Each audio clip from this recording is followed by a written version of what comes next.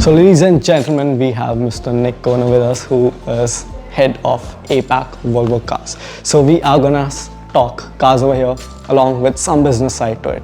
So sir, first of all, welcome to Z News and welcome to India, of course. And how I wanna start is, how do you see Volvo is doing in the Indian market and what kind of market share it has when you take it globally, like the global sales for that matter? Okay, well, it's nice to be here. It's my first time in India, my first time visiting the national sales company since I took on this role, so I'm really pleased to be here, and I think it's a fascinating market. It's an extraordinarily complex market in many ways, but I'm really pleased with the performance of Volvo Car India over the last couple of years. We faced some challenges with supply, certainly, but they did a very good job of making the best of what was available. We managed to grow volumes year over year and produce a very good result for the India market, and I'm super optimistic about what they're going to do in the course of 2023. Right.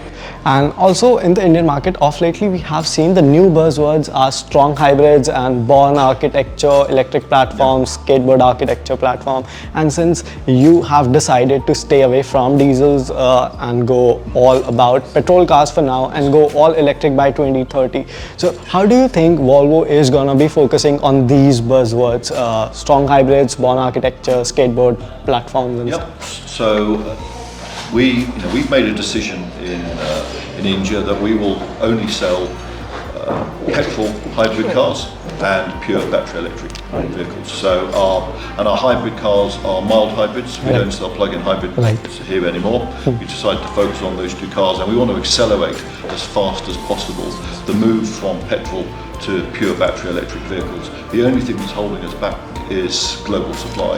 We've seen big demand for our BEVs here. We have a long waiting list, which is great. It's also a little bit frustrating because we'd love to get the cars to consumers a little bit more quickly than we've been able to thus far. But I'm very optimistic that we will accelerate the move to battery electric vehicles over the coming few years. Right. And as we talk electric, charging infrastructure in the country still remains at a nascent stage, although not a lot of people would say this, but it does. So how is Volvo thinking of contributing into it in terms of setting up charging infrastructure, or just coming up with rather another idea or an evolution, if you see, in that particular segment? Yeah, so we took the decision that we would bundle home charging units in the cost of the car. So consumers have a choice when they buy the car: do they want the charging unit installed at home or their workplace, or indeed somewhere else? So we give them the confidence that they can, at the very least, charge at home or at work, depending on what they would like. I would agree that I don't think the infrastructure here is yet where it needs to be, but I do know that the Indian government is very focused on this and is keen to accelerate the build-up of the infrastructure to support the growth that's planned in EVs, and we're very much behind that. And I think part of my team's job here is to lobby the authorities to continue with the acceleration of that infrastructure development. Right, sir. And as we talk of global supply chains, we understand there's a slight delay in terms of shipments coming to India, or there are challenges in sourcing battery packs and other components that are related to electric car manufacturing. Now, with that, it is understandable that you would have your order books filled in the Indian market. And along with that, I want to ask, what's the amount, if you can tell us, how many pending orders are there in Volvo India's hand as of now?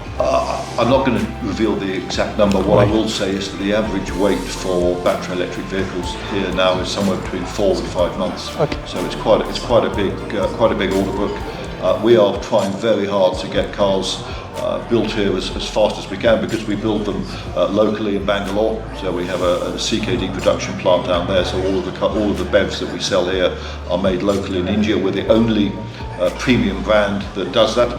So I think that's a great differentiator for us in this marketplace, and consumers have responded well to that. So our challenge is really to ramp up the supply within India to bring down those waiting lists a little bit, because I think consumers will only wait so long. I think after if they're asked to wait more than 6 months, they're going to get fed up, and I completely understand that. So we're working really hard to bring that wait list down a little bit. And we say that consumers do get fed up with the long waiting list. Used car market is booming up right now. So is Volvo India planning to enter that space as of now? Yeah, I mean, the used car market is booming.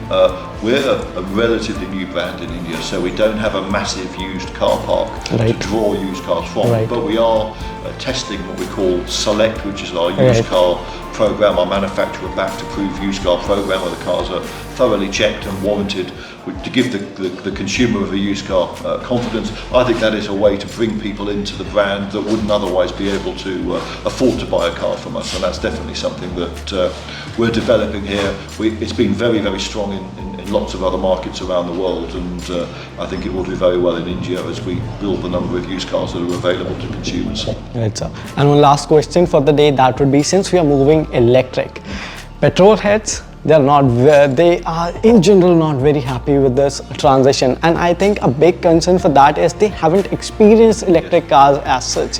So what's your take on that? How is Volvo gonna take on this notion of petrol heads, and if you still feel that petrol heads are not yet convinced, will petrol cars be coming to our shows anytime soon? Well, I mean, petrol cars are still here. We still offer mild hybrid petrol cars, of course, and there's a demand for them. The best way to convince the petrol head about the benefits of a battery electric vehicle is to hand them the keys and let them drive it. You know, when you get in an XC40 BEV and you do 0 to 100 kilometers in 4.9 seconds, that's a pretty compelling argument for someone who likes speed, who likes to drive quickly. You sacrifice very little, in fact, and you gain an awful lot with a battery electric vehicle in terms of instant torque, in terms of acceleration. The driving dynamics are unaffected. So really all it takes for most petrol heads is to say, just give it a try, and if you like it, then great.